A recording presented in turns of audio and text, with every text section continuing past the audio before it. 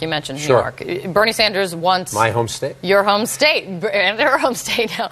Bernie Sanders wants a debate here before the April primary. You going to agree to it? I think, what was notable this weekend wasn't so much that, but in my mind was the Washington Post story with his own campaign talking about how they're poll testing more negative attacks on Hillary Clinton. They're talking about running harsher negatives now. We saw them run negative ads. Don't distract here, Joel. I think the real question is not whether we're going to debate. Why wouldn't you debate? Because I think the real question is what kind of campaign is Senator Sanders going to run going forward? He pumped $4 million in the weekend before March 15th.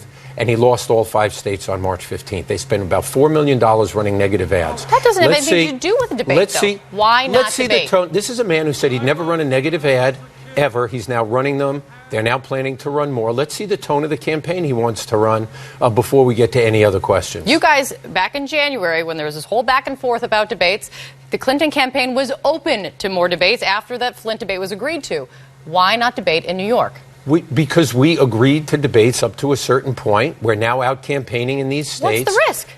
There's no risk. She's done very well in the debates. The debates have been very good. But Senator Sanders doesn't get to decide when we debate, particularly when he's running a very negative campaign against us. Let's see if he goes back to the kind of tone he said he was going to set early on.